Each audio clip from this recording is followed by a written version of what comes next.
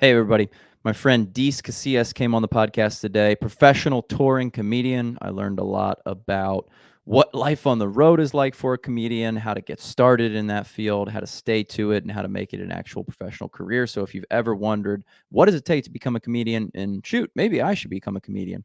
Stay tuned, listen up. Cool guy. Fascinating story.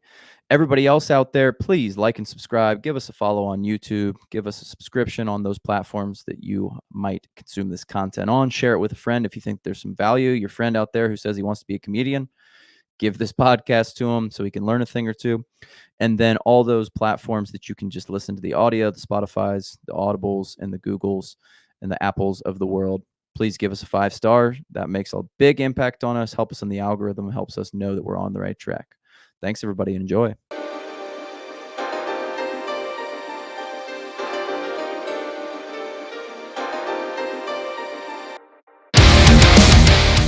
Deece, how's it going, brother?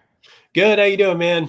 I'm fantastic, man. It's a beautiful day. Last little bit of summer. Fall is setting in Columbus, Ohio. It's getting chilly, but we can't complain, man. Yeah, it's always summer in Texas. So Yeah. it's still 92 degrees here today. So that's our fall. Yeah. Well, Deece, how about you tell us a little bit about yourself and what you've been up to over the last couple of months and years? Yeah, I am a professional stand-up comedian, internationally touring comedian. I've toured across the world doing comedy. Fortunate enough to do this for a living and run a production company, the Social Hour Comedy. We do produce comedy events at venues across the country also. So when I'm not on the road somewhere, I'm booking other comedians to get paid across the road somewhere. We've got about 40 venues and 22 states now, I think, that we run shows at. I do a weekly podcast, the Social Hour, new episodes every Wednesday-ish, depending on my tour schedule these days. Recently released my debut comedy special, Not Your Cup of Tea. And most recently just launched the Kickstarter for my debut comic book, Kill Stan, which will be out in December. The Kickstarter is live till October 16th. You can go support that. We have hit our goal, but you still can get get a book. There's some cool variants, some cool rewards we've got going on, and it's a pretty dope book, man. The people who got to read it, some industry insiders, editors, professional comic book writers and stuff have really praised it. So I think if you read it, you're gonna love it. You're a busy man. I try. That's good, man. So you said you're a professional stand-up comedian. Yes. What is that? What does a professional mean in your world of being a stand-up comedian? Well, I mean, I don't have another job. This is my career. This is how I pay my mortgage. So just so I asked, Deece, is that the primary income driver for you, or is the primary income driver like the production company? Depends on the month. It depends on how much I do, because I can kind of control how much. I'm at a point in my career where I can pick and choose when and where I go to do shows. So some months are, if I've recently I've taken more time to spend on the comic book, so I haven't been out on the road as much. Then the last 2 weeks I was literally not home at all in 2 weeks. So just doing a show every night. So it just depends on the month. Yeah, I mean, they're both. I was doing comedy full time before the production company was really kicking like it is now. So, I mean, I was doing comedy as a career, and then luckily the production company started working too, and now it's double incomes, baby. Hell yeah, man. Well, the mail makes money. I would love to hear more about the economics and what it takes to actually be a professional comedian and everything, but maybe take me back to how you decided to go into this field, because this is a field that's like, oh, I want to be a rapper. People are like, okay, buddy, like, sure, go for it, follow your dreams. Yeah, I think, it's mostly a genetic predisposition to alcoholism, which gets you into comedy. I think that's the number one thing and also delusion. You have to be a little delusional. Yeah, I've heard that also. Yeah, which is why I think there's more men in comedy than women, because men are more delusional than women are, which we have to be, because take us back to millions of years ago. There were guys in loincloths with wooden spears in tribes looking at a 3,000-ton woolly mammoth going, I think I could take that thing. Yeah. And you have to Right. have that mindset. So, you know, that's the mindset men bring to even current day and age. We still have that like old school caveman brain that's in there somewhere. And do you think it's just delusion to think like either A, that comedy could be a viable career path, or just B, I'm gonna go stand up there and make everybody laugh, when that's a very difficult, challenging, and almost sort of foreign thing. Like, it's just not really like anything in day-to-day life. Yeah, yeah, and it's like intrinsically like an American thing too, you know, like stand-up I have comedy heard that also. is a very American thing that's spread to other countries very much so. But I mean, this was not an art form that was happening anywhere else until America created it essentially. Mm. So it's an interesting thing to do in other countries. And see other people do it in other languages. But yeah, you just it's a dumb idea. You know, you probably shouldn't pursue it. Most people aren't going to get there. But there's ways to do it. There's things you can do along the way that will assist you in doing it if you really want to. But it is a crazy, pretty ridiculous career path to choose. Well, there's this writer and speaker that I really like. His name's Scott Galloway. He talks about like how to choose like kind of the right career path for people. I mean, he focuses a lot of his work on young men, but it applies to everyone. And kind of his advice is you want to pick a field that you feel like you can get into the top 10% of, but that field, that top 10%, or I think he says maybe even top 30%, needs to be making like quite a lot of money. Like, let's use a number like 100 grand, right? So stand-up comedy would not fit that bill, because like if you're in the top 30% of stand-up comedians, like probably if you're in the, you know, that 29% that's outside of the 1%, you're making no money at all. And he uses the example of the Screen Actors Guild. There's like 500,000 people in the Screen Actors Guild.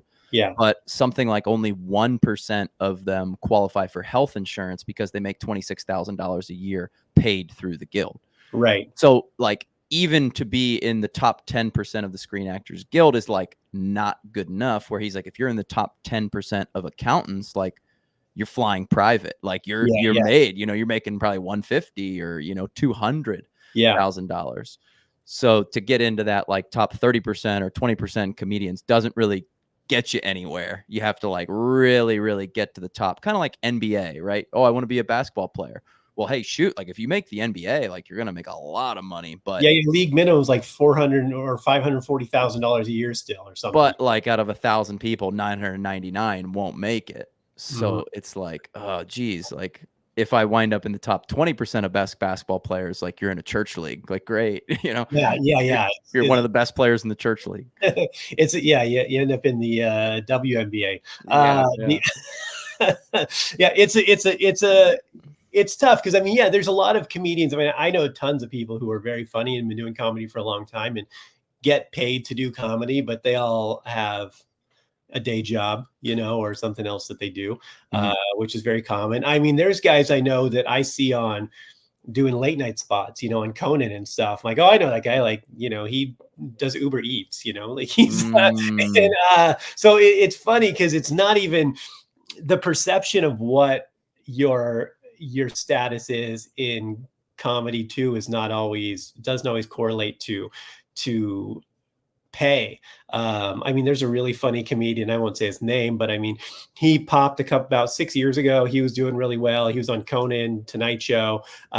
He had a special that was big on Netflix and, you know, headlining across the country. And now he's like getting feature gigs, you know, he's middling again, because it just didn't sustain. So, you know, kind of, that's the worst part. You go up and then you're back. Yeah. So, I mean, it's like, and he's a funny guy. He's a nice guy, but you know, he's doing like, I mean, like I run a couple bar shows in Southern California and he's doing like bar shows, like $75, $200 spots even for me. And it's like, you know, you were on Conan, you know, 5 years ago. And now you're, so it's not always, the perception of what people's careers at is not always what exactly where they're at financially either.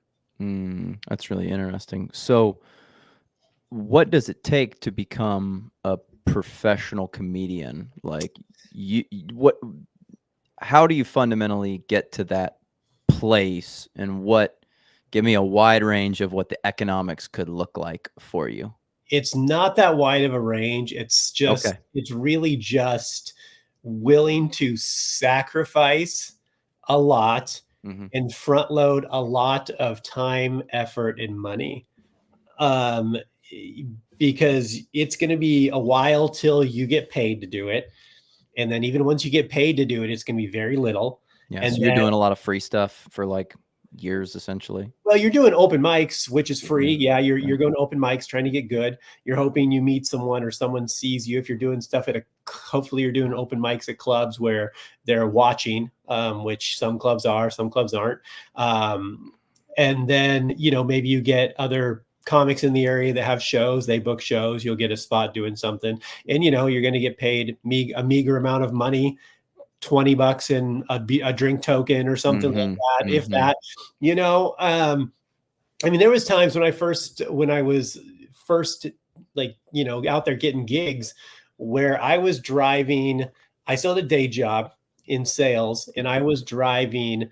There was a club that was like 3.5 hours away from where I lived, and I was hosting. So you're the first guy, right? You're doing 7 to 8 minutes in the Oh, night. I gotcha. You're Um, like the MC, if you will, yeah, too, in MC. between? I got it. MC. So, and it was $25 a show.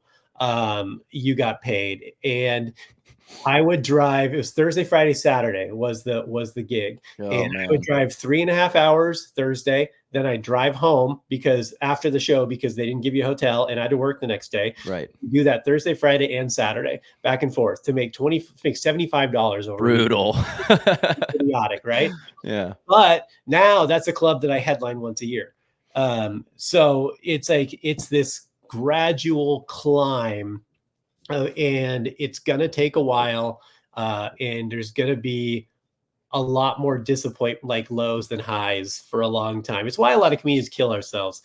It's really like a brutal struggle. And a lot of comedians just don't. I mean, people don't get into comedy because they have a big work ethic. Generally, they get into comedy because they like Mm. rolling out of bed late in the afternoon, smoking weed, playing video games, doing stuff. That is interesting, an interesting observation, that maybe the type of quote unquote drive is not like, I want to be the best sales professional in Austin, Texas. It's like maybe it's just slightly different. Yeah, like if you asked, I mean, again, there's so many people I know. If you ask them, they'd be like, "I would love to do comedy professionally," but then they don't do the steps that it would take to get them near it. Mhm. Like they go to the comedy club to do an open mic, but they get hammered and act like an asshole and don't have a very good set and don't tip the bar staff. And you're like, "What do you think's going to happen now?" This is essentially where you work, or at least want to work. This is just one long interview that you're doing at Mm. this club. So you want to be professional, be on time, don't get hammered at the club, tip the wait staff, because they do talk to the owners, the managers, and they tell them who they like and who was nice to them. And the owners listen to that a lot. And they ask a lot of the staff who's been there a long time who they like as far as comedy wise, like who's funny, who's doing well. Not just the management, because a lot of times management doesn't have time to watch all the comedians. But if the servers are noticing someone, they trust their longtime servers. That comes into play too. Okay, so I'm doing some open mics. I'm honing my craft. I'm doing that over and over again, presumably. Um, how do you take that next step to, like, making your $25? Yeah, it's really, again, this is where delusion kicks in, uh, because you're not ready. You're not good enough to take that step. Um, here's a big tip for anyone who's, and this is something you can apply to anything in life, anything you want to do. Not even professionally, just anything you have a passion for that you want to do, just be around and be available. Because the way I got my first paying gig was I was at a club, because when I would just go to the club and hang out, to watch because they let comedians in for free. So if you did open mics, they let you in for free, right? So I would go in and I would watch because they wanted you to watch professional comedians, right? To like get better. Mm-hmm. So I'd go watch all the time. I'd go every weekend, help them seat, help work the door and watch the show. And there was a time when there was it was Carlos Mencia was in town, and he thought the club thought he was bringing an opener. He thought they were providing an opener. So he did not have someone to open the show. I was the only comedian in the building. So they're like, hey, get up there. You're doing 10 minutes. Yeah. By definition, you were at least the second funniest guy out there, right? Yeah. So like, I mean, maybe even first, it was Carlos Mencia. Yeah, I've heard like there's some, I don't know, some people dislike him in the community. He was very nice. I'm joking. He was very, despite, you know, what people say about him, he was, all I can say is he was extremely nice to me. So, so that's how I got my first gig. And then once they're like, oh, you can do this, now you're kind of in the rotation. So a lot of it's just being around and being available. But with comedy, it's really that, and it's networking. It's going to other people's shows. It's going to other open mics, because someone in the local scene is going to be producing a show somewhere. So you'll start, you know, they'll be like, hey, we got a spot. And again, it may not pay much. It may not pay anything. It may be just like you get a hot dog and a beer ticket. But you do your 10 minutes and then maybe someone else sees you. Or a big thing too is like, I'm a big proponent of, and this is the self-investment, is go take a trip to other scenes and do open mics in other cities.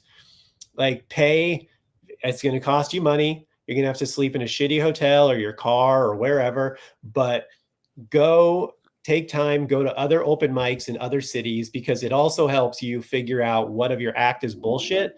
Because a lot of people get stuck in this, like, this is funny here where I live, but it has no frame of reference in fucking Poughkeepsie, right? Like, people just don't know. So you got to kind of go out. And then also you're meeting other people and networking in other scenes. Like, hey, well, next time you're through, come, or next time I'm through your area. And that's a big, like, building your network is a big thing to get your next step also. That's fascinating how big of an impact networking is. That's not something that I would have thought previously. It's that is another reason you should just kind of be around. Because like, I met a lot of really big comedians just hanging out at the club and like working the door at the club for free. Like, you hear a lot of comedians talk about being a door guy at a club.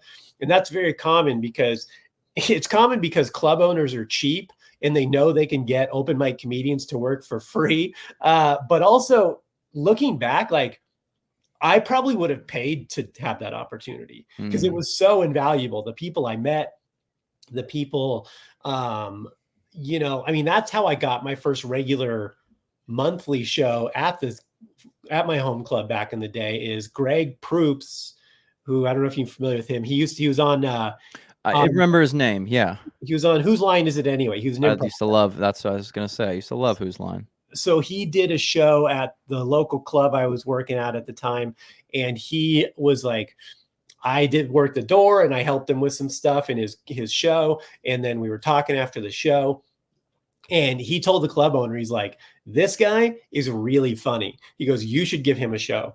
And they're like, next thing you know, they're like, well, we got Sundays, once a month Sundays open. What can you do? And next day I put together this kind of variety show thing we started doing.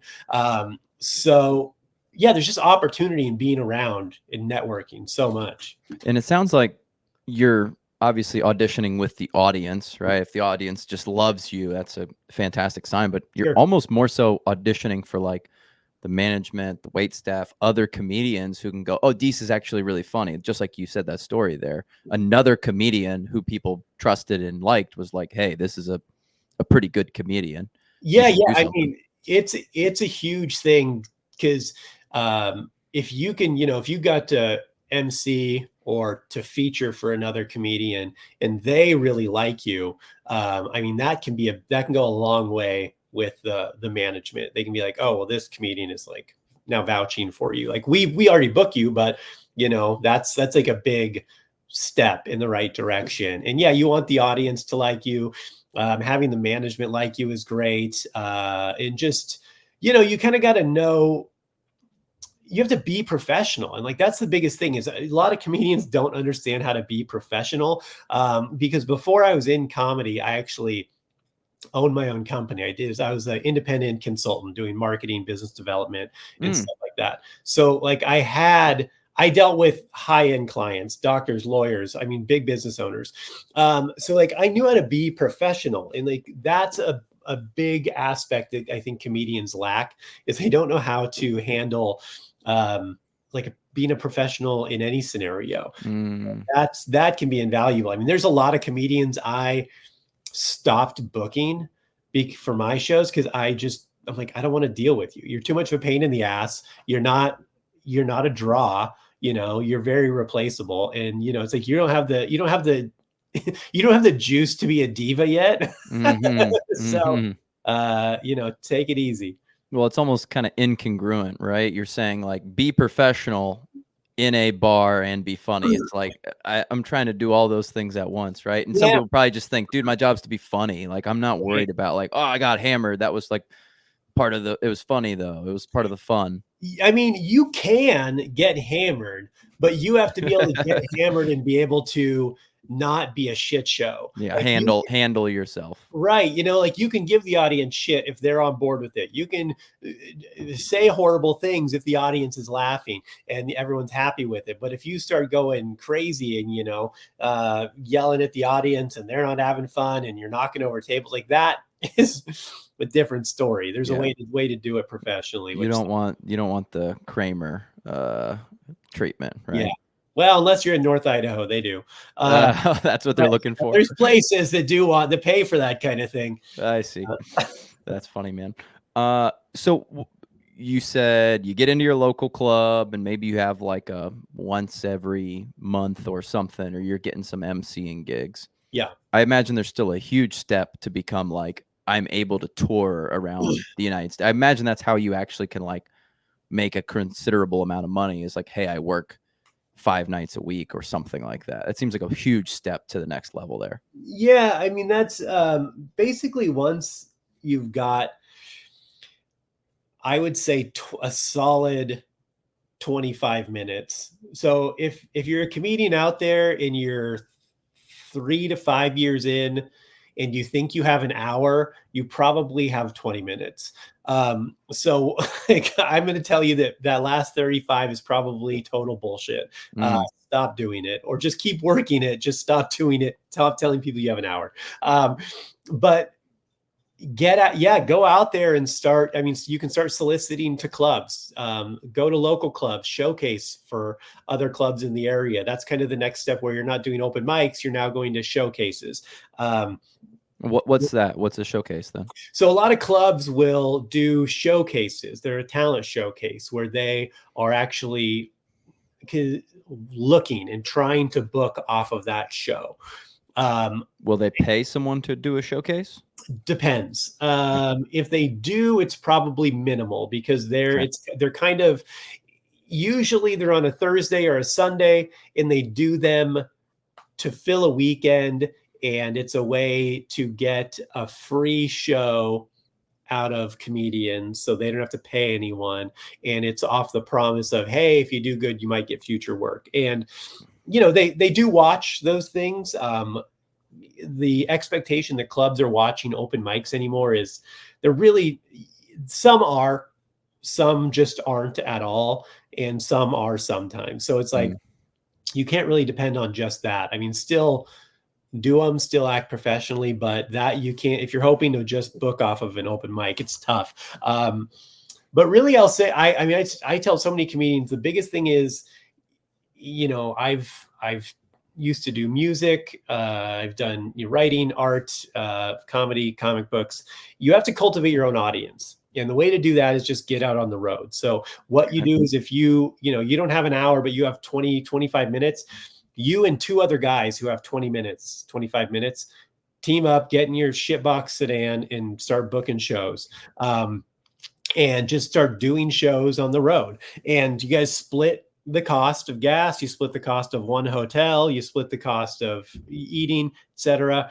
And you can book independent shows on the road. You know, you just have to have a little hustle, call places, email places. Make sure you ask for money. Don't do it for free. Right. I was going to ask what that looks like. Yeah. I mean, realistically, if you're putting a show together, I mean, I would say a minimum of $300 asked for.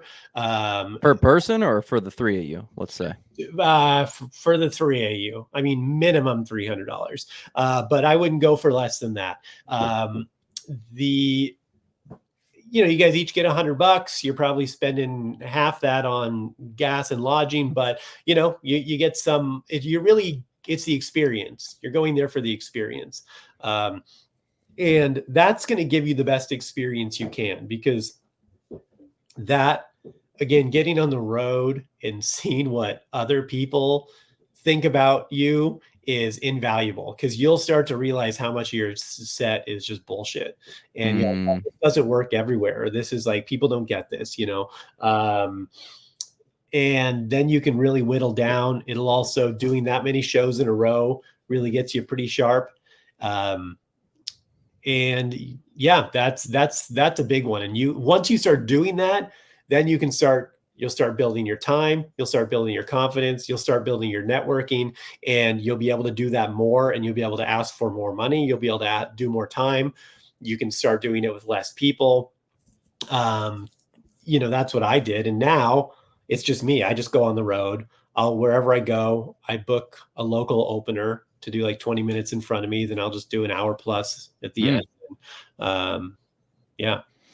You said that sometimes like bits just don't work in different areas. How regional is comedy? Like, how often does that happen where you have a joke that just people do not understand in a different area? Well, I mean, if you're a, you know, someone from Seattle who's a transsexual communist pixie, and you go to Arkansas and want to do your jokes about how Trump sucks and everyone should, gender isn't real and whatever. And again, I'm not talking bad or good about that. I'm just saying that's a thing that's not going to work in Arkansas, you know? And same thing, if you are from Arkansas and you want to go to Seattle and you want to talk about how everyone should vote Trump and kill all the beaners, and, you know, or whatever, you know, like that, it's just not, that's not going to work either. So there is that, but also it's just a lot of people get stuck in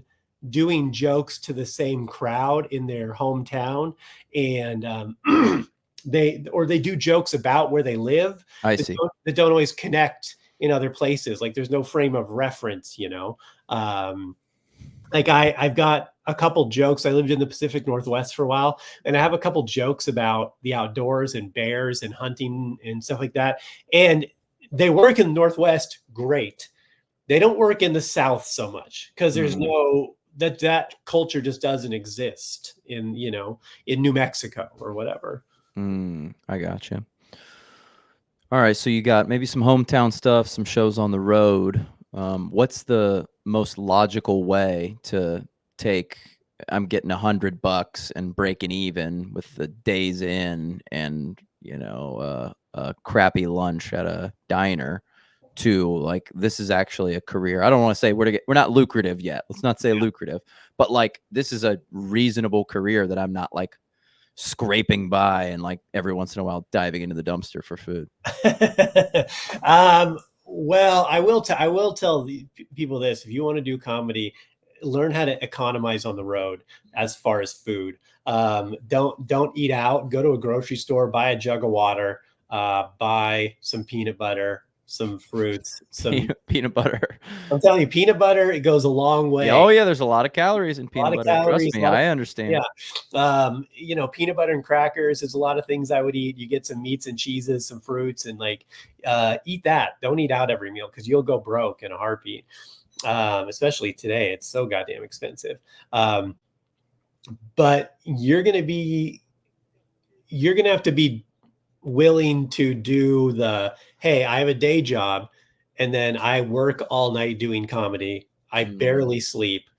And then I work all day at my day job and then go do more comedy, because you're going to have to wait. You're not going to be able to make enough money for a long time to be able to you have to have something to subsidize what you're doing. You know, you're still going to have the day job while you build. And that's where most people lose it.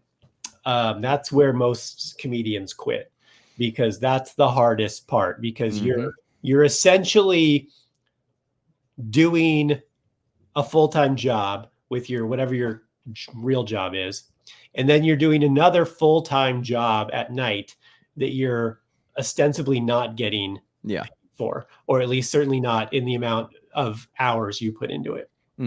But I don't think that's that far off from a lot of other secondary hustle type jobs, whether that be podcast or like your books that you've written, or I want to become a musician, I'm going to make music. Like, those are all extremely long roads that you're going to do, and you're going to do unpaid from 5 to 9 for a long time, probably. Yeah. And that's why most people don't make it, because they quit. They quit in that part where that's the cusp where they quit, or they just don't push to go further. They just stay kind of at that spot where they'll do it occasionally.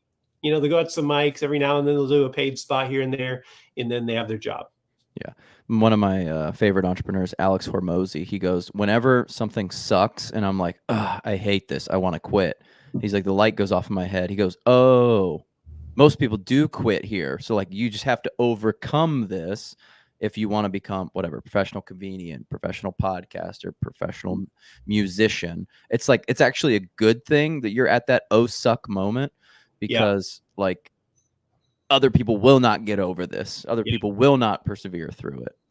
Yeah, 100%. I mean, I've seen some of the funniest people I know that just barely or don't do comedy at all anymore, because it is hard. And I think, you know, unfortunately, we live in a world of conveniences, and everything's pretty cruise control, comfort, comfort controlled, climate controlled rooms and everything. You know, you order some on Amazon, 3 minutes later, a drone drops it on your head. You know, we don't have real fucking problems, right? Yeah. So the littlest inconvenience can seem like such a big problem for people now. Whereas it's like, no, there are real problems. And like, this is, if you can buckle up and ride this out, once you get past that hump, man, is it worth it? While on that topic, what are the characteristics that lend to someone being good at comedy or stand-up comedy? Delusion, like I said, is a big one. I think I would say, you know, the practical application is perseverance. You know, that's a practical application one. There's a couple that are not as practical application. You know, I think it's like a little bit of a bullshit detector is what I'll call it. Comedians have a really good BS detector, and it's how we're able to take a topic that most people just think is like a fleeting topic and kind of like dissect it, you know, because we can find the little cracks in it and be like, no, that's bullshit. That's bullshit. And you start to break it down. And that kind of goes hand in hand with, I think, a little bit of like cynicism, and a little bit of, you know, questioning. We're always questioning that's why we're probably usually bad students, because we're questioning authority, questioning school, questioning you know, there's always like a little bit of a, yeah, but wait, what, why? Because you want to, like, you got to know those reasons, right? I think things like that, and curiosity. You know, there's this kid who started comedy at the club I worked at years ago, and he was really nice kid. He wasn't unfunny. He wasn't nothing spectacular, but he was fine, you know. And I talked to him a lot, and I realized that he, you know, he had like 2 parents. They both made $250,000 a year. He went to college, had a degree, he had like, everything was great for him, and he just, and I kept pressing, be like, what's going, like, what is there, anything that you don't like, that you're unhappy about, or that you want to change? And he was pretty content. And I'm like, dude, you're not going to make it. And he's like, what do you mean? I go, you don't have any problems. You don't have any, and not that you have to be like this tortured artist, but you also have to have some sort of thing that you're pushing against. Right. And I think it's like that in a lot of arts. You have to kind of feel like you're overcoming something, but yeah, you got to want to push against, maybe, I don't want to say status quo, that sounds too fucking hippy dippy, but like, like new age bullshit. But you got to be able to at least be willing to maybe just push against societal norms a little bit too. You got to have a little bit of friction somewhere. Yeah. What about public speaking? How big of an impact do you see that being? Can most people overcome that quickly, or not necessarily? That, I think a lot of people who are afraid of public speaking just don't do comedy. Right. I don't think people get into comedy if they're afraid of public speaking. There's certainly people who are more nervous on stage, and some people get over it. Some people are smart and they harness that personality. And that is a really, really, I think the most ideal outcome for that situation is if you can harness that appearance of stage fright and use it as a personality trait on stage. You become this very sympathetic character that is already endearing to people. And I'm jealous when people have that. And it's a real thing that people do. And I mean, I'm happy for them, but also jealous because like I walk on stage and I already look like an unapproachable asshole. So it's, that first appearance means a lot. But I don't think people that have a natural fear of public speaking do get into stand-up comedy anyway. I asked that because I've been to some open mics where people just like, I get it, they're beginners. They just like couldn't deliver their material because they were too nervous. And I just thought to myself, like, whether or not I said something funny, I could do better than that. I can get up there and I can just like talk unabridged for 2 or 3 minutes without having to, you're just like, I can get up there and I can tell unfunny jokes at least and deliver them. Well, here, the thing is like, well, it's just, you don't know what you don't know, right? And new comics a lot of times don't have a rudder, which is unfortunate. I really try with new comics to be as much of a rudder as they're open to. Like, I don't want to force my opinion or give them unsolicited advice or be that guy who's like, hey,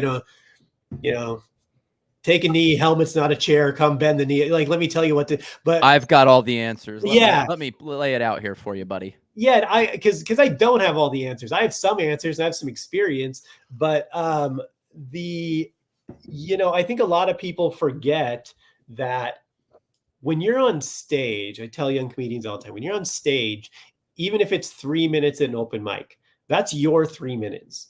You have the stage. Take your time. The audience doesn't know the pace of your jokes. They also don't know if you fuck up a joke. Right. Like, act as if. So, and that's part of just building the confidence of being on stage and doing it. And it, hopefully over time, you build those reps and those calluses of like, oh, it's okay. I may have fucked that up, but here's a way to pivot out of it and pivot into the next thing. And you just become fluid and seamless instead of it being like this, oh shit, I fucked up. And how do I recover? And, it's like anything, you start panicking and then to survive in a raging river, you want to be calm and settled. If you start panicking, you're going to drown. So what is your process like to attempt to create new material? Are you just using what happens in life? Are you sitting down? Are you writing? Are you? Yeah. I am not like a sit down and write guy. I've tried. It's not really how I create. Even as a even when I've written books and scripts and anything I've written, I've never been like obviously I have to sit down and script those things eventually, but the way those things come to me are just in life. Generally, I do a lot of walking, which sounds just ridiculous, but No, actually, not at all. I had an individual on my podcast that he wrote a book called Rest, and one of the things that he talked about was when your brain is doing a secondary function, kind of like driving, right? Mhm. It's like the old highway hypnosis. You get home and you're like, "What? Like just happened? Like how did I even get here?" kind of Yeah. thing.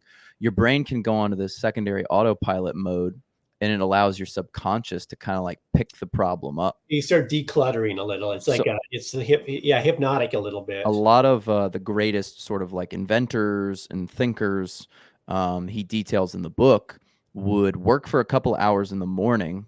And I don't remember if it was Charles Darwin or if it was the discoverer of penicillin, but they would work for like 3 or 4 hours in the morning, and then they would go for like an 8 or 9, 10 mile walk, and Mhm. then come back and begin their work again. Yeah. And I thought that was really interesting. So that doesn't sound that crazy to me at all. Yeah, yeah, it's the best thing for me. Like when I drive, if I'm doing long drives in between gigs, I usually don't listen to anything. I'll do like Mm, 5 hours of silence and just very masochistic. yeah, yeah, yeah. It's very psychopathic. Most people are like a serial killer alone in the highway. Uh, or yeah, I like to go for walks. Like a good 1 hour walk in the afternoon does a lot for me too. And those are the times when I don't listen to music. I don't put headphones on. I'll just walk because I don't want something else to be distracting me. And then I will like if I'm in the car or if I'm in the somewhere remote walking, I talk to myself and I'll just usually just start talking about my thoughts when I'm things are going on. You'll do this out loud. Oh yeah, yeah. I'll audible, especially if I'm in the car. I'll usually it starts with like a thought. Then if I'm really getting into thought, I'll start saying it out loud. And then whatever I'm creating, if I'm thinking in comedy mode, it'll sometimes I'm not even thinking about like, oh, I'm trying to think of jokes. I'm just thinking out loud, and then it'll turn into I'll turn into a joke. I'll be like, oh, I say something funny about that. I'm like, oh, that's actually an interesting take, and I'll keep pursuing that thought process. Or sometimes I'll think about that, and I'll be like, oh, that would be an interesting story, and I'll start pursuing how that would be a story. So just I'm not even necessarily trying to engage like comedy writing. I'm just letting my mind wander and it kind of decides what direction we're going in sometimes. So, and then eventually, if I like it, I'll start doing talk to text and I will, or a Ooh, voice okay. All right. note, and I'll get it recorded and then I go transfer that into actual notes and then that into a hard copy script. Comedy is, the comedy stuff I don't do like a ton of open mics anymore, really at all. I just I do enough shows where I'm usually working new material in shows. So I can, usually I can write something and I'll know if it's going to be funny or not. Now I've been doing it long enough where I know my voice. I kind of know what is a joke. I know what works, and I'll start working jokes into my hour. I'll do it in between jokes I know work really well. Mm-hmm. Um, or I've even done it where at the end of a show, I've been like, hey, thanks guys, everyone. Hey, so I've got like this, I just like after I filmed my special, I had a bunch of new material I was working on. And I'm like, hey, I've got these jokes. I've never said these on stage before. Do you guys want to hang out for like 20 minutes and hear my new stuff? And they'll be like, yeah, it sounds great. And then I just say it to an audience that's already warmed up. And obviously, like I'd say that every night. So I had said it before, but they felt special, those fucking idiots. Right. Yeah. But so yeah, I mean, that's how I work the new material, but the writing is just inspired as it comes. I know people who will sit down and be like, I got to write for 2 hours today. And I'm like, I don't know. I don't want to a lot, especially if I'm trying to write comedy. I'll sit down and be like, I don't know, man. It just it doesn't come to me. I might dig around on the internet, see if I find any news that I can make for like a couple topical jokes that I can use for maybe the next week, Mm-hmm. like that. But Otherwise, I don't sit down and just write for an hours a day. Yeah, I guess I'm torn on the comedy piece. I think that if I was writing a book, I would force myself to sit down and write for whatever, call it 30 minutes, set the timer and go and just like slog through it. Some of my friends that are writers, their advice was always you just got to force yourself to sit down and write. And I got a list of things that Stephen Pressfield calls the professional, just to be the professional. The first one is professional shows up every day. Professional stays on the job all day. Professional is committed. For the professional, the stakes are high and real. The professional is patient. Like, he just goes through all these things. Yeah. And I've heard Tarantino talk about this, where he's like, my work just got so much better because I was sort of like that crazy artist, and I thought that it always just had to like come to me at some point, and I'd wake up at 2 a.m. and I'd drink 4 coffees and then go get a beer, and then I'd just start working. And he's like, my work just got so much better when I like went to the coffee shop at 8, I came home, and then from like 9 to noon, I just started working. Yeah. But comedy just seems like, I'm with you. It just seems a lot more difficult to do that because you're like, I don't know. I don't have anything funny to talk about or think about even. And yeah, it's a little bit forced. It's a little more scattershot. I mean, when I'm writing like a script or a book, it is like, once I should clarify, when I have the idea and I can get the idea down into my notes, then it's like we sit down and write that out every day. And it's easier to, but I mean, forming the original idea is where it's like, I don't sit down and be like, I have to think of an idea for a book. It's like the idea for the book will hit me. And then once I'm working on a project like that, yeah, I can sit down and I'm scripting and it'll flow. But getting the idea is more the inspiration I meant. Yeah, the comedy though, that's more scattershot. And when it comes to me, it's like comes to me in bursts, and then that'll.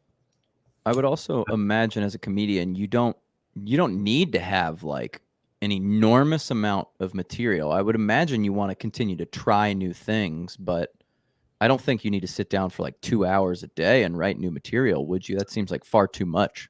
Well, here's the thing. If you write 2 hours of material, you're probably going to end up with, you're going to end up with what I mean, 2 hours of material is a lot. Right. I mean, if you wrote for 2 hours, you're probably going to end up with 5 minutes of usable material. Right.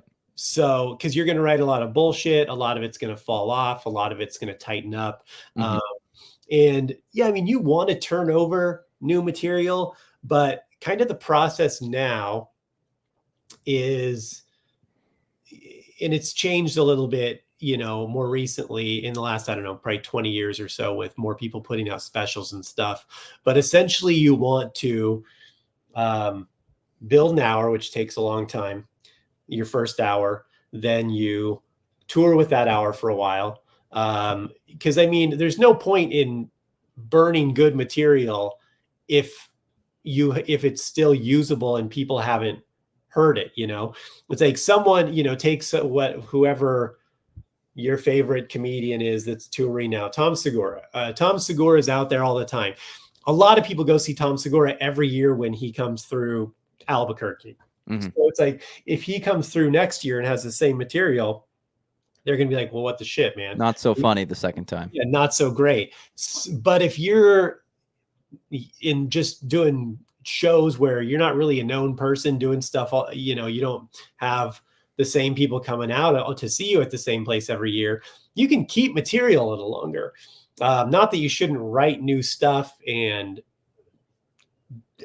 there's some stuff probably in everyone's act that's old and just doesn't serve them anymore. It doesn't inspire you.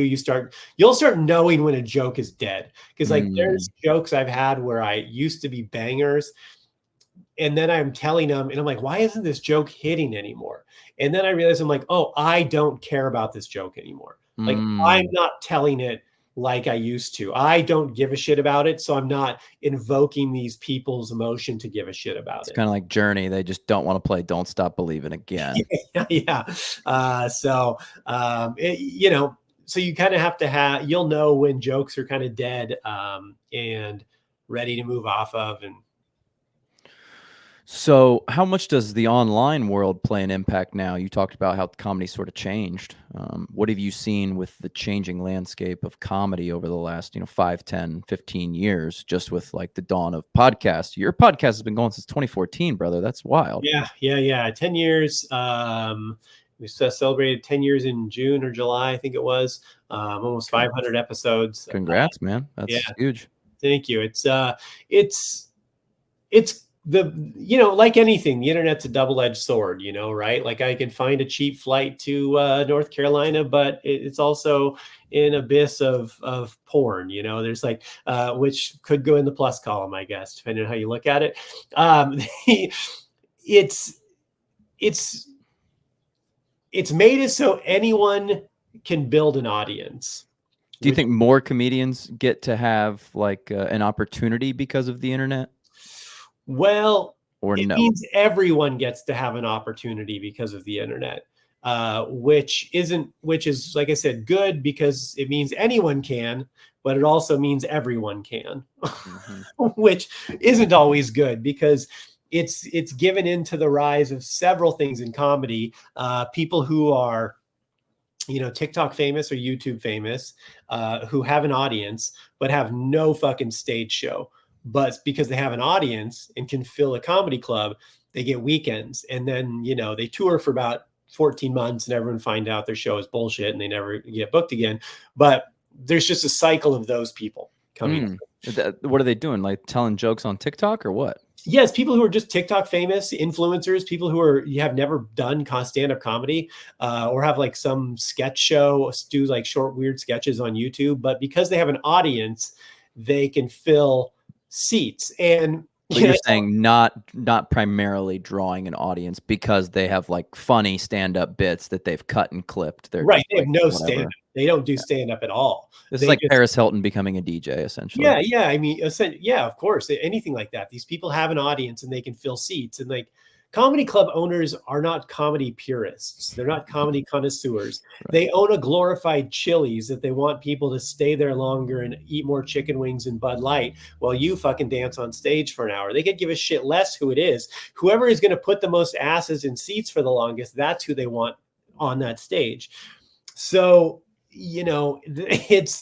that's also a weird obstacle comedians have to get over sometimes. You got to realize like you're at a business that wants to sell. They're not selling comedy. They're selling fucking shitty corn dogs and $7 well drinks, you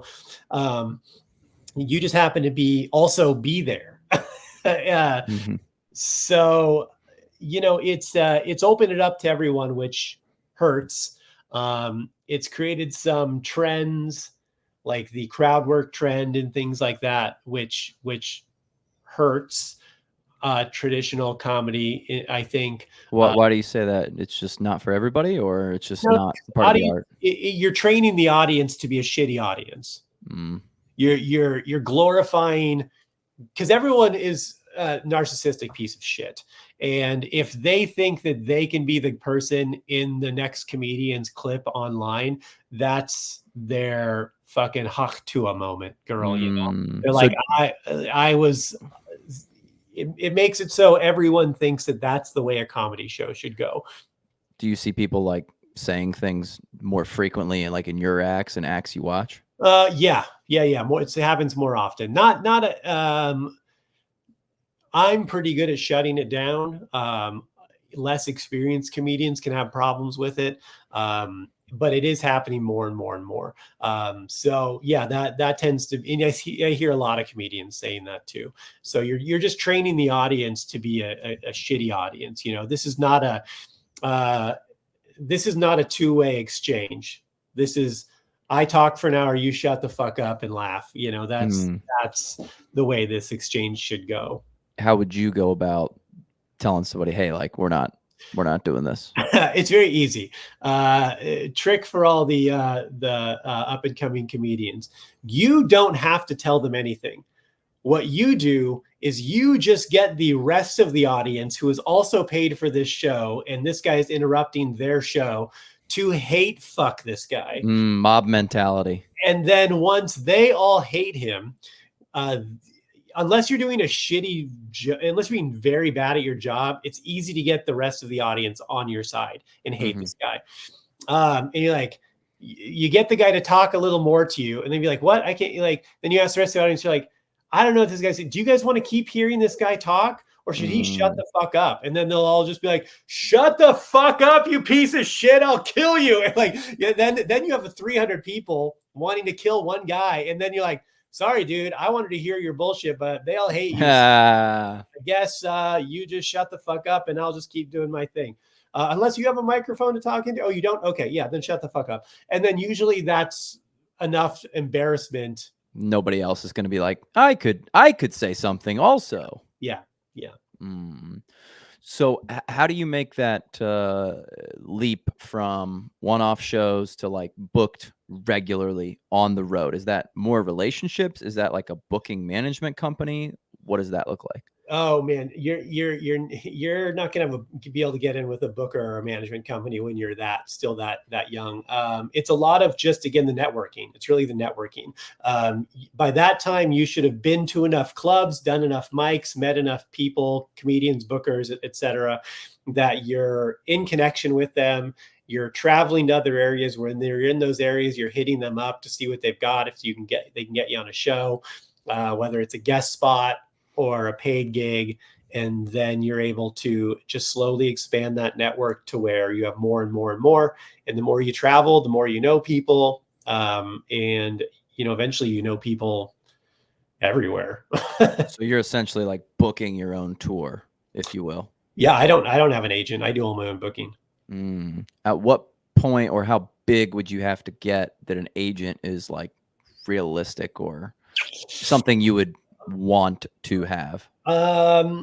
I've had people approach me about it and I have declined thus far. There may be a time when part of my problem is I already run all these rooms that I produce that and do shows at, and any management is going to want a piece of everything I do. Yeah. What's the normal 15%, 10%? Usually 10%. So I've got 40 rooms. I mean, I could do just my booking and I would be fine. So that's I essentially have two full, well-paying careers that are working simultaneously. That's you doing those 40 rooms, and then comedians that you have like on your roster, if you will, doing those 40 rooms. Yeah, I book different people all the time. So, so I mean, if I could just stop doing stand-up and then I'm still fine. I could stop doing booking and I'm still fine. But they'd want a piece of all the rooms I have too, everything I do. And I'm like, I've told managers or agents, I'm like, if you want, I'll give you 15% of any new thing you get me, but I'm not going to give you a piece of what I already have. What would it take to get me to get in that position? I don't know. It would probably take a lot, because I have done it all by myself for so long that I know how to easily navigate it. I know how many shows I want to do. I know how much I want to do.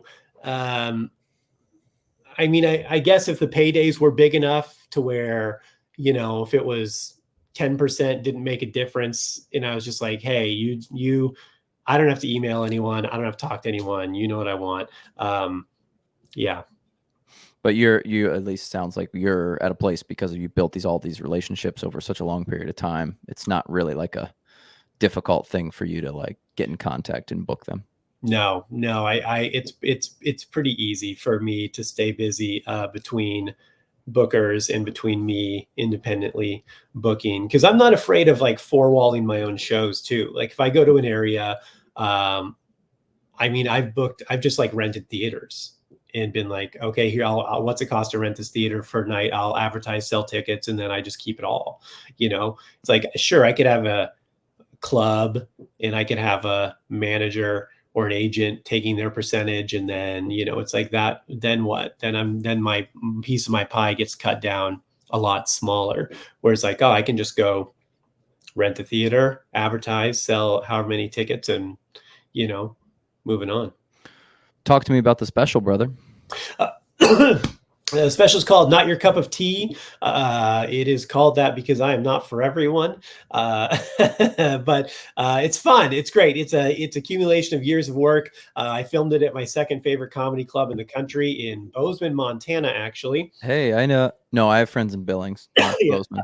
I almost accidentally went to Bozeman one time on my way there. All right. Well, Bozeman's not a bad city. I like it's got a cool comedy club. I've performed there a couple times over the years, and it's just a cool space. I'd cultivated an audience there, so I was confident I could sell out 2 shows in a night, which we did. And yeah, I just was finally ready to get it all down. It's been material I've been working on for years, and it was just like, it was sharp, it was good, it was ready, and it was a lot of fun to do. Paid a guy, had 4 cameras. We set up the whole room, mic'd the audience, and then I think the biggest thing was I edited it myself, because some people are like, we can edit it, and I'm thinking, I am just going to want to sit there and go through every shot with you. So at that point, I'm just paying you to click the button. Like, I'll just edit it. And it was fun. Yeah, it was a hell of a project. I'm proud of it. It's done well. And yeah, it's just one of those things that when you start comedy, you never think you're gonna, you're never not thinking about like, oh, when I film a special. And yeah, it's like a nice little landmark, benchmark in the old career. So what happens with that special, right? Like, I could, if some venue was willing to give me an hour, I could hire camera crews and film it. Like, what's going to happen with your special, and how do you navigate those waters? Yeah. So I just financed it myself, and then again, four-walled it. I'm all about I've always been willing to bet on myself. Like, I'll invest, and that's part of, being able to make it in comedy and other things, investing in yourself. So, I mean, there's a company called Comedy Dynamics that does specials that I talked to them about it, and they were interested in doing something. And, but like, you do it, you do the special, and then they've got some content restrictions because they've got to get everything out to, they get you on like Sirius XM, but they want to clip it up a certain way. And essentially you'll like never make a dime on it. Like, you're on Sirius XM, and you're on their channel, but you'll never, I've never met a comedian that's done a special with them that has made any residuals at all. It's more of like a promotion thing that they're like, we'll get you out there. Yeah. Yeah. And I'm like, so we talked about that. I'm not sure if you're familiar with Dry Bar Comedy. So it's a thing out of Utah. A lot of people have done it. They do these half-hour specials, but they're clean because they do clean comedy. Lame. Yeah, it is lame. It's not my thing, which was a detractor. But also they kind of had a big pop around early COVID. It's kind of been saturated now, but I had to talk with them about getting on their schedule. And again, you don't really make any money, but you get and then their popularity kind of waned. It was so saturated. And I'm just like, you know what? I think I can just pay to do this, pay to film it. Then I can, I have it. So I sell it after shows, I have it as merch. I sell download cards. I sell them donation only. So you can pay, usually people give you $10, sometimes 5, sometimes 20, sometimes 50, whatever. It's just, it's like, it's evergreen. That's evergreen. I can sell that forever, Right.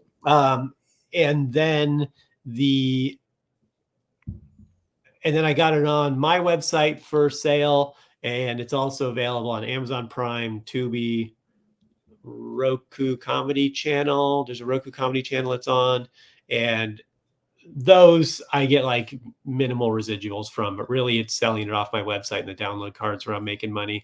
And also it's like, if you can, to be able to send that to a booker has helped. I gotcha. To be like, hey, this is my 1-hour special I filmed at a legitimate comedy club, and like, here's the details. And, they can look at that and be like, oh, there's a little bit of clout in that. People will pay attention to that a little bit more. Yeah, I like that. As you said, it's evergreen. So shoot, 50 years from now, somebody could stumble across it and be like, oh, I want to buy this. I'll pay $5-10 for it. And you're making, a couple $100 a month off of it. 20 years from now, you might not even be doing comedy any longer. Right. I mean, literally, So, I mean, I paid the camera guy. He was a local guy in Bozeman. He did a great job with 4 cameras. He charged me $800 is all to film it. That's a deal. That was a deal. And Did he then do 2 nights or you just do 1 night? one night, 2 shows back to back. So $800 for the film. I made twice that for the shows that weekend.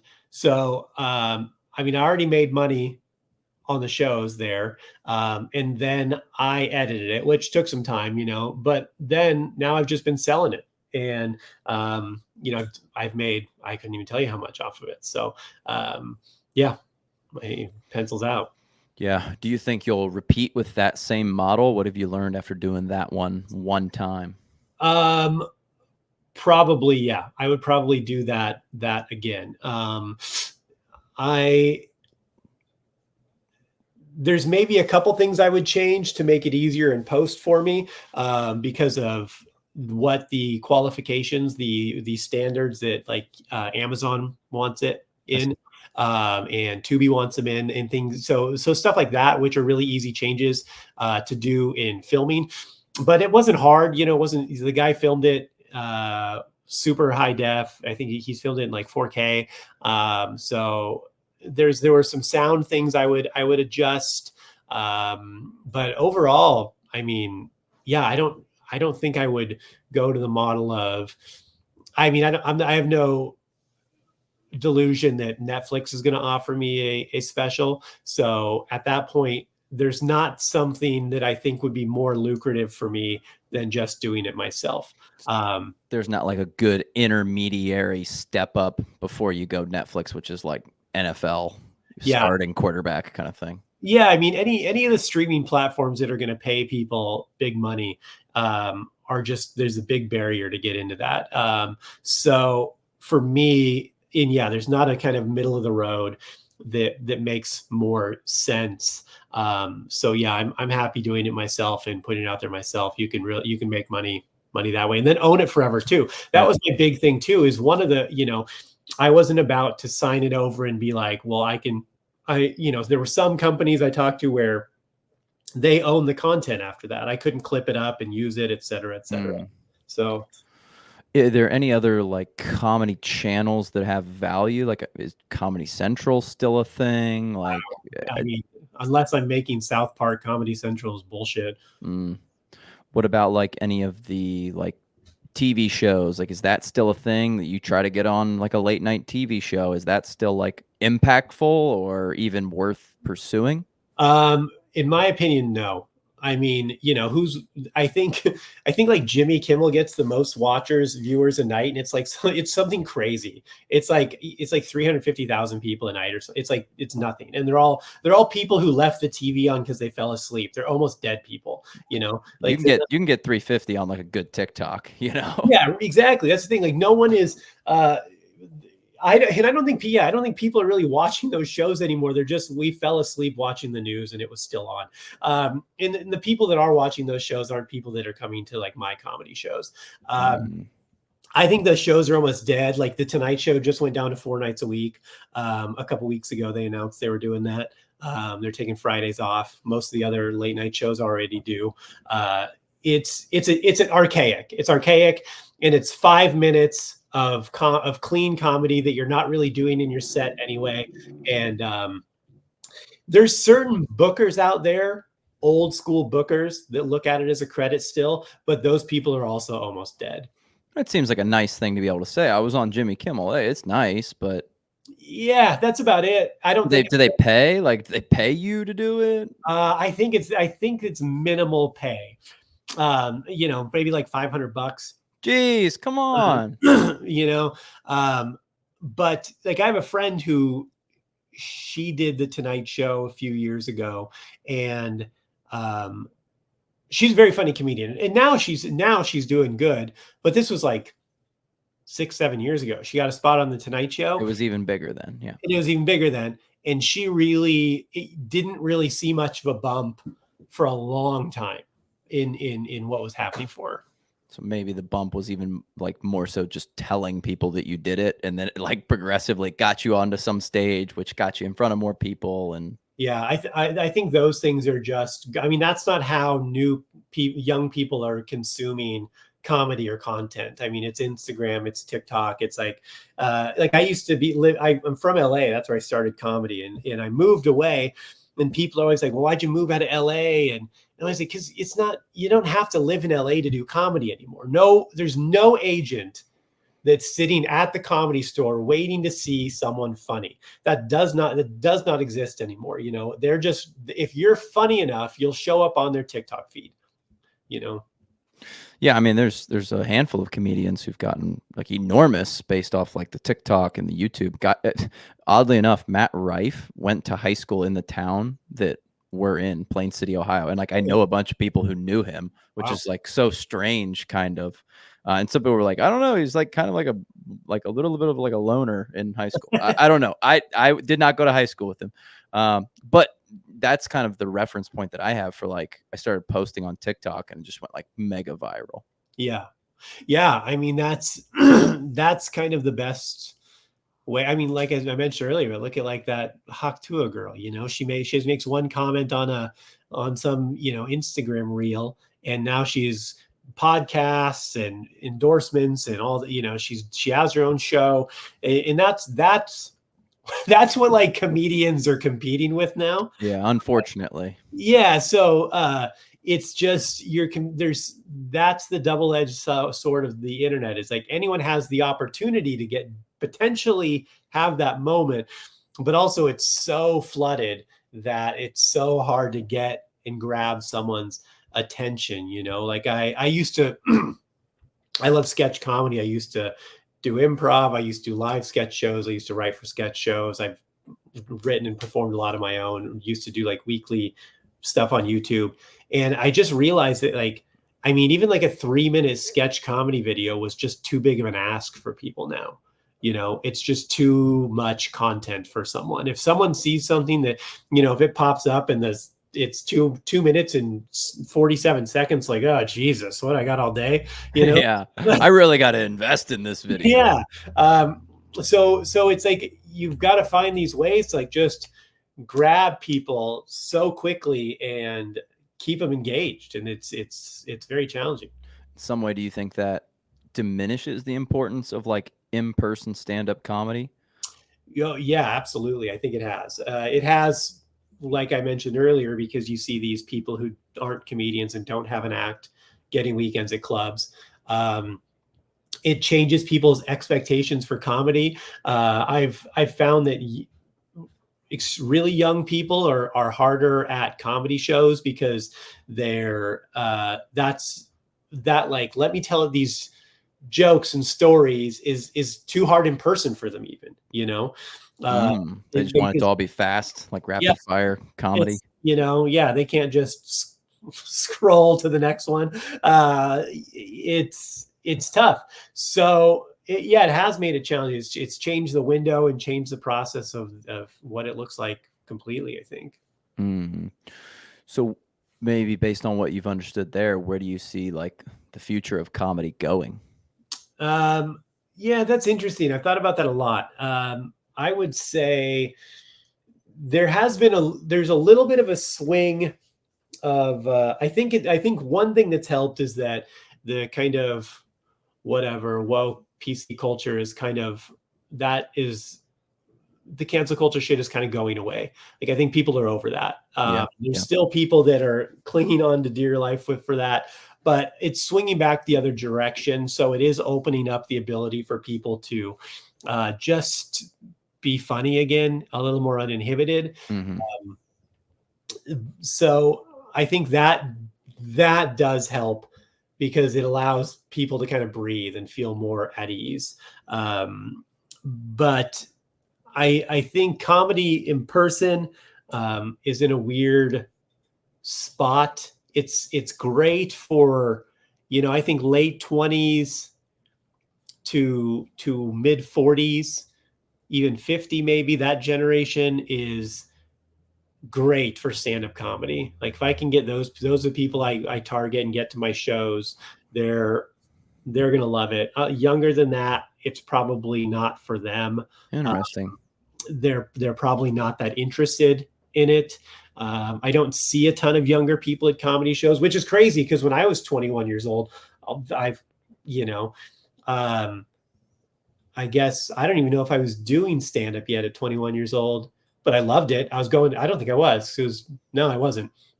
So, but I was going to a lot of shows and I loved it and I was eating it up. And I couldn't imagine being that age and just being like, yeah, we don't go to, never been to a comedy show. Yeah, that's an interesting observation. If you know any of the work by like Jonathan Haidt, he calls it the anxious generation. That these generational kids are a lot less risk seeking and risk taking. And if you think about it, going to a comedy show is sort of like it's not risky by any means, but you're like agreeing that we're going to talk about some stuff that's like sort of off the wall and wacky and topics that we aren't allowed to touch in polite society. So that does make a little bit of sense that they may not be as interested in engaging in that. And also, if you're saying that you think that their attention span is not as good, you have to like be prepared to listen to someone talk for like an hour. Yeah. That might be a lot for some people. That's a big ask. And also they all have anxiety or depression, whatever. They have weird, anxious things about talking to other people in person. And, so that's true. That's an in-person event, a big in-person event. Yeah. I mean, what do they say? Something like half the kids over, they're 18 years old right now don't have a driver's license because they're just like not interested in getting a driver's license and doing anything. So yeah, they're just not, they don't want to go out and do anything. They're just stuck on their phone in this cycle. In person is weird for them. So although I do have some hope because they say that kids under 13 right now are spending less time on social media. So I feel like the next generation coming up is going to be less on social media than the previous one. So hopefully they start to come back because, everything's cyclical too, right? Like, like the woke thing was real conservative, then it gets real to the other side and comes. Yeah, right. This generation's all into social media. Well, the next one wants to go against whatever the one before it was doing. Like that's kind of how we push against the generation before us and challenge those boundaries. So I'm hoping that it'll start to swing back with, again, kind of the PC culture going away a little bit and people feeling a little more open for creativity. That'll help foster this young generation that's not so addicted to their phones to be a little more outgoing and start creating and jump into some comedy. But outside of that, I feel like, tell me if you would agree with this, we're sort of in a golden era of comedy, at least as far as my lifetime. I have never seen as much hype around comedy and as much popularity as just knowing being able to name like 10 popular stand-up comedians and they all have podcasts. They all go on each other's podcasts. The most popular podcast in the world is a comedian, Joe Rogan. Yeah. He's always bringing comedians on. Like 10 or 15 years ago, I would watch Comedy Central here and there, but I probably could have told you 2 or 3 comedians, and none of my friends really cared a lot about stand-up comedy. Like Dane Cook was a thing when we were kids, but I couldn't have told you 3 or 4 other comedians. Now it seems like it's grown a ton. Well, yeah, now there's probably 20 comedians that do arenas, right? Where before that, in the mid 2000s, there was Louis C.K. did Madison Square Garden. In the early 2000s, Dane Cook did. And beyond that, comedians didn't do arenas. And all those guys, what did they also do? They had to have a TV show or they had to be in movies. Like Chris Rock, he had to be in movies too. Like Kevin James, I also have to be. Even Joe Rogan was in TV shows and stuff. So it wasn't, quote, enough to just be a stand-up comedian. You had to do this ancillary thing to either make money or to continue to get your fame out there. Yeah. I mean, but now with podcasts being ubiquitous and also, I think we've come into, it's weird, we've come into an era where people are looking to a lot of comedy podcasts for information, You're not wrong. So they've become more than just these people who tell jokes at night. They're like, they're people who are really almost like the only honest journalists left, which has become kind of crazy. Yeah, I mean, Tim Dillon's great at that. He'll like tell you what's going on, and then he'll Yeah. just like tell you his opinion for like 30 minutes on it. Yeah, I mean, whatever you think about Joe Rogan, but he's doing that. Tim Dillon, Theo Vaughn, Dave Smith. You've got a lot of guys who are really, bringing genuine, what I would call a nonpartisan kind of viewpoint for the landscape of America or in the world today, and then also being able to give you some entertainment along with it too. A little bit of levity. Yeah, so I think a lot of people are looking to that now more than ever. So it's become a kind of a whole different thing where you're just like, there's like these giant brands more than just I do stand-up comedy. And to your point, comedians, they have that bullshit detector. So like, I think that they're pretty good when it comes to like the quote unquote traditional news. They could say, oh, there's this war in Israel and this thing is happening. And then they can kind of cut through and be like, well, this is what I'm hearing as bullshit. Like, you're using this language that's maybe like, a veil for what's actually going on. Let's cut through this and talk about it. And I'm actually not afraid to talk about what I really think, because that's sort of my job. You kind of come and see me because I am telling you what I think, not just some like, politically correct way of talking about it. Right. Yeah, you can, and they feel empowered to say maybe crazy things, or not crazy and like insane, but crazy is like wild stuff that you wouldn't normally hear about topics, because they're used to saying outlandish things constantly. Well, Deece, I know you have a big project that you're working on right now, man. You want to tell us a little bit about it? Yeah, I've got a Kickstarter out there right now for my debut comic book. This is something I've been working on for a long time, and really, this is like a bucket list project for me. Honestly, if you would have asked me my entire life what I wanted to do, I would have, if I was being honest, I would have said write comic books. So this is a huge project for me. The Kickstarter is live right now. You can search Kill Stan on Kickstarter, or you can follow us on inferno.earth on Instagram. That's the website, Facebook, and everything too. It's kind of like it's a neo-noir crime thriller. It's kind of the elevator pitch is suicide by vigilantism. Stan's a loser with nothing to live for, so he decides to go out with a bang, literally, and just kind of runs out in his city one night, assuming he'd die first night.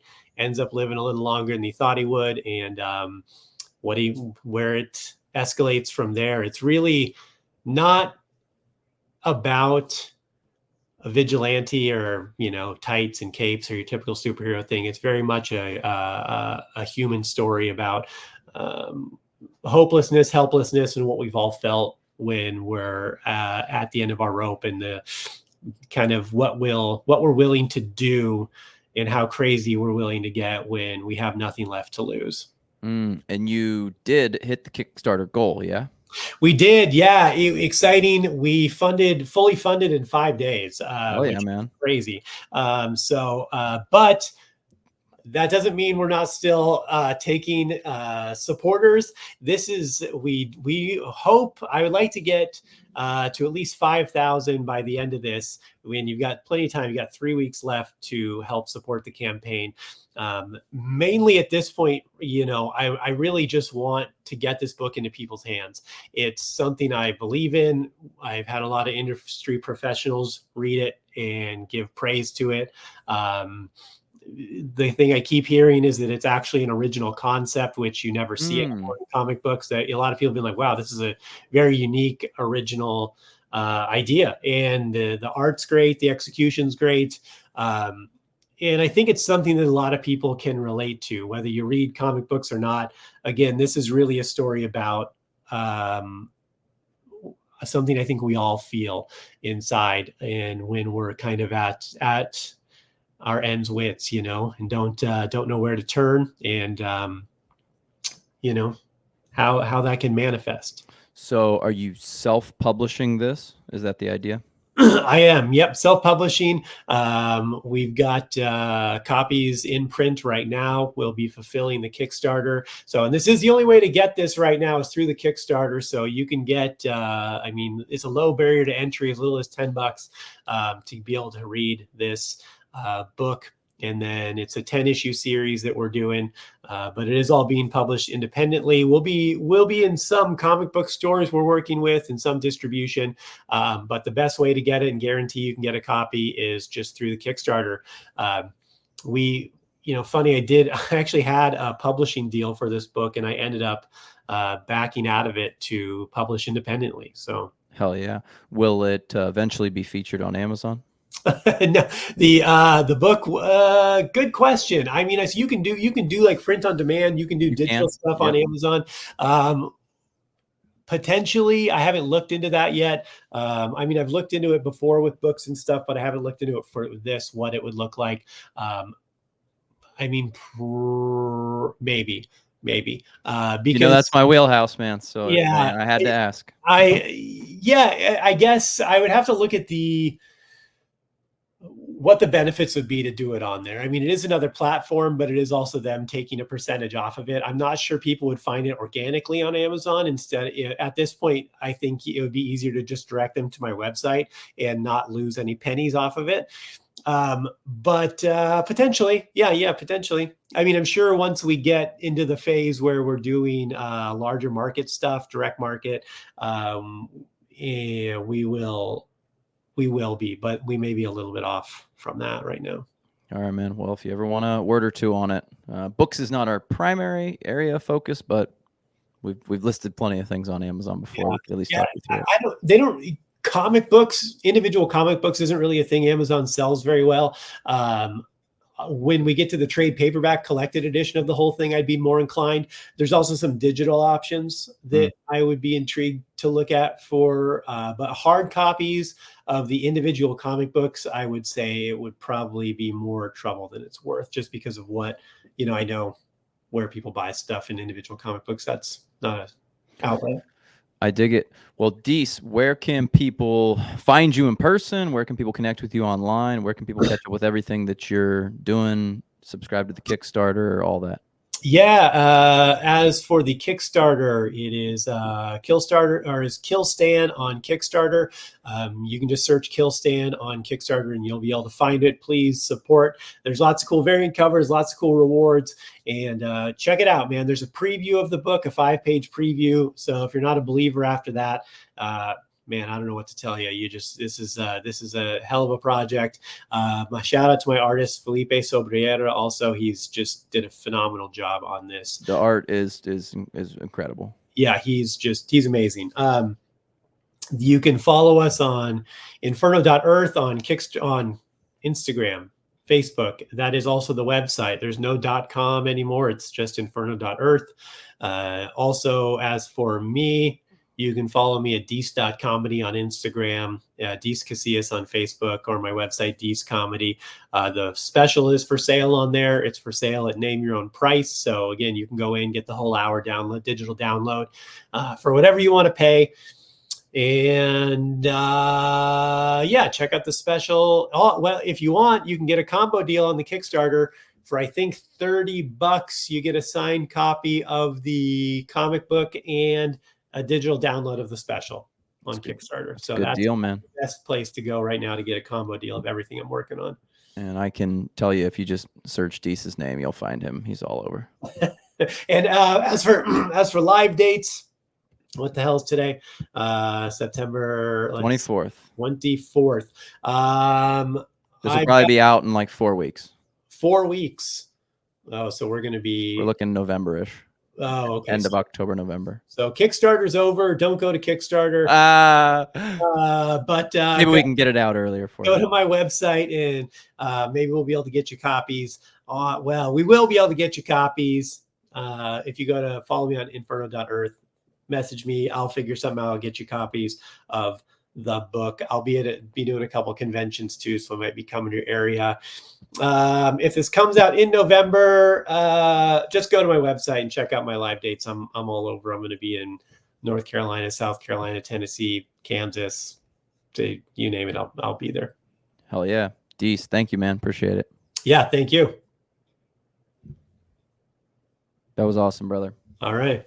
Thank you.